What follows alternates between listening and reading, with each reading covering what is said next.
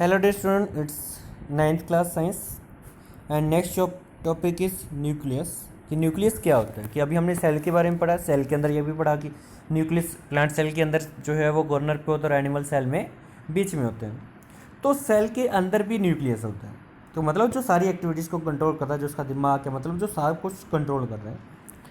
So next thing बेटा जी, topic वही करने हैं जो मैं करवा रहा हूँ, डीपली किसी के अंदर नहीं जाना। अगर आपके पास टाइम है तो आप अपने आप से यूट्यूब से या किसी टीचर की हेल्प से डीपली कर सकते हो आपकी नॉलेज के लिए, बिकॉज सिलेबस कंप्लीट नहीं होगा। हमें जो एनसीईआरटी के अकॉर्डिंग सीबीएसई ने सिलेबस सेंड किया हम वही करवाएंगे।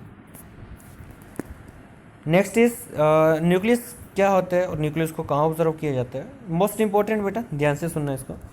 When we contain eukaryotic cell with this saponin and methylene will observe the under microscope, कि eukaryotic cell को हम माइक्रोस्कोप के अंदर देख सकते हैं। तो वहाँ पर जो है सैपरिन सोल्यूशन लेते हैं, क्योंकि वैसे वो ट्रांसपेरेंट है, दिखाई नहीं देगा। So we see this spherical directly stain in the tiny body in the centre of the cell the nucleus, and nucleus is the largest and most conspicuous cell structure in the eukaryotic cells. Most conspicuous structure है eukaryotic cells के अंदर। In plants due to the presence of large central vacuole nucleus is shifted toward the side. ये मैंने आपको बोला कि plants के अंदर जो न्यूक्लियस होता है वो साइड में होता है, और एनिमल्स के अंदर ये न्यूक्लियस बीच में होता है। और इसके अंदर काम क्या होता है, इसके अंदर हेरिडिटी मटेरियल होता है। मतलब हेरिडिटी का मतलब क्या है, पता चल जाता है कि ये जो न्यूक्लियस सेल है वो किसका है, ये आदमी का है या किसी पशु का है। किसी आदमी का है तो वो किस आदमी का है, मतलब किस जनरेशन से आता है वो। It contains DNA or RNA. It possesses essential regular circular activity and transfer of genetic material. We know that prokaryotic cell like bacteria, blue-green algae, chromatic material is found in form of highly folded circular DNA molecule in the cytoplasm. Nuclear envelope का मतलब कि चार जैसे हमारा लिफाफा होता है, ठीक है, बाहर वाला surface. And organized nucleus is not present in prokaryotic cells, मतलब उसका बाहर वाला सिरा नहीं होता। Generally all living cell contain a single nucleus and term is uninucleate, कि मोस्ट ऑफ लिविंग सेल के अंदर एक ही न्यूक्लियस होता है जिसको यूनी न्यूक्लियट बोलते हैं। लेकिन कुछ के अंदर टू न्यूक्लियस होते हैं, उसको बाय न्यूक्लियट बोलते हैं, जैसे पैरामीशियम है, protozoan. Cell more than two nucleus जिसको हम मल्टी न्यूक्लियट बोलते हैं, जिसके अंदर दो से ज़्यादा न्यूक्लियस होते हैं, जैसे हमारा आरबीसी हो गए मैमल्स के अंदर, ठीक है, फ्लोएम के अंदर हो गए एलिमेंट्स। नेक्स्ट इज न्यूक्लियस की शेप जो होती है मोस्ट ऑफ स्फेरिकल शेप होती है, ठीक है। स्ट्रक्चर ऑफ न्यूक्लियस को इसको ध्यान से देख लो, स्ट्रक्चर ऑफ न्यूक्लियस क्या है। सो फर्स्ट वन कॉन्सेप्ट कि हमारा जो न्यूक्लियस है, न्यूक्लियस के बीच वाला ये जो आउटर सरफेस है, ये न्यूक्लियर एनवलप है, मतलब बाहर वाला सिरा, ठीक है। इसके बीच में, इस बाहर वाले सिरे के बीच में ये वाले थोड़े थोड़े गैप हैं। गैप किसके लिए, न्यूक्लियर पोर जिसको हम बोलते हैं। ये न्यूक्लियर पोर किस लिए है, ये न्यूक्लियर पोर हैं ट्रांसपोर्टेशन के लिए, ठीक है। मतलब क्या, अंदर क्या जाना है, बाहर क्या आना है, उसके लिए। तो ये आउटर मेम्ब्रेन, उसको भी दो मेम्ब्रेन, एक आउटर है एक इनर है, ठीक है, न्यूक्लियर एनवलप की। कि मतलब ये देखो, ये वाली बाहर वाली आउटर है, ये आउटर है, और ये अंदर वाली इनर है। नेक्स्ट इसके बीच में एक न्यूक्लियोलिस है, ठीक है। ये धागे वाला मटेरियल क्रोमैटिक मटेरियल है, इसके अंदर डीएनए आरएनए होते हैं। ये बीच वाले जो डॉट्स हैं, ये वाला जो बीच वाला मटेरियल है, ये हमारा जो फ्लूइड है जिसको हम बोलते हैं, न्यूक्लियर सैप जिसको बोल सकते हैं हम, ये है जिसको हम न्यूक्लियोप्लाज्म भी बोलते हैं। जैसे सेल के अंदर साइटोप्लाज्म होता है, साइटोप्लाज्म के अंदर न्यूक्लियस, और न्यूक्लियस के अंदर भी जो फ्लूइड है इसको न्यूक्लियोप्लाज्म। उसके बाद हर न्यूक्लियस के सरफेस के साथ ये वाली चीज़ जुड़ी हुई है, ठीक है। ये वाली चीज़ क्या, ये है RER, endoplasmic reticulum, rough endoplasmic reticulum, और ये वाला भी रेटिकुलम है, ये स्मूथ एंडोप्लाज्मिक रेटिकुलम है, ठीक है। रफ का मतलब कि इसके ऊपर राइबोसोम्स, ये छोटे छोटे जो दाने हैं ये वाले, ये राइबोसोम्स हैं, और स्मूथ एंडोप्लाज्मिक रेटिकुलम के अंदर राइबोसोम्स नहीं होते, ठीक है। अब इसका एक एक फंक्शन करेंगे आगे। Next is structure of nucleus की न्यूक्लियस की स्ट्रक्चर कैसी होती है। सो न्यूक्लियस मेनली कंपोज्ड प्रोटीन्स, क्योंकि राइबोसोम प्रोटीन को सिंथेसिस करते हैं, इसलिए चारों तरफ राइबोसोम्स होते हैं उसके।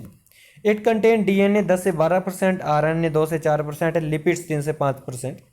सो न्यूक्लियर एनवलप, इसकी जो स्ट्रक्चर है, सबसे पहले न्यूक्लियर एनवलप मतलब कि न्यूक्लियर इसका बाहर वाला जो सिरा है, ठीक है, ये वाली चीज़, इसके बारे में पढ़ रहे हैं, बाहर वाले सिरे के बारे में।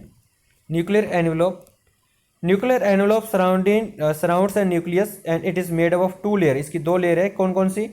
एक तो प्रोटीन की बनी होती है और दूसरी लिपिड्स की बनी होती है। आउटर मेम्ब्रेन या इनर मेम्ब्रेन जिसको बोलते हैं, this space between the 2 membrane is called inter membrane space या perinuclear space. It is filled with the fluid and both the membrane resemble each other. It में contain number of small pores which are circular and help the movement of material. देखो इसके अंदर देखो हमने क्या किया, देखो ये चीज़ मैंने आपको बताई है, किसकी 2 लेयर है, ये बाहर वाली है, ये अंदर वाली है, ठीक है। इसके बीच में ये वाला गैप है जो, ये फ्लूइड है, और इसके साथ में ये वाले क्या हैं, ये वाले पोर्स हैं, ठीक है।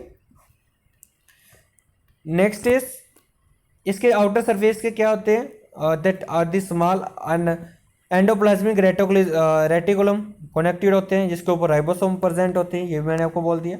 ये देखो ये एंडोप्लाज्मिक रेटिकुलम है, ठीक है। इसके ऊपर क्या होते हैं, राइबोसोम्स होते हैं, ये वाले, ये वाले, ये रे, ठीक है। Next one is nuclear shape, मतलब बीच वाला जो फ्लूइड है वो nuclear shape. A colourless dense fluid material filled in the nucleus is called nucleoplasm, ठीक है। इसके अंदर डिफरेंट टाइप के आयंस जो होते हैं, उसके बाद एंजाइम जो होते हैं, वो सारे प्रोटीन्स इसके अंदर, ये वाला जो फ्लूइड है बीच में दे रखा ये है।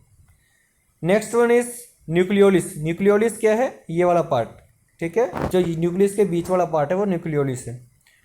So it in the nucleoplasm there occur one or more thick tiny round bodies is called nucleus and it is bounded by any membrane. मतलब कि इसके अंदर कोई मेम्ब्रेन नहीं होती, बाहर वाली झिल्ली नहीं होती। It is dark dense and granule structure which is rich in RNA and protein, जिसके अंदर होता है। और राइबोसोम्स जो होता है साइंथिसिस करता है न्यूक्लियोलिस के अंदर, क्योंकि राइबोसोम्स क्या है, nucleolus is also called the factory of ribosomes, क्योंकि उसने प्रोटीन साइंथिसिस करना होता है। Next is chromatin material.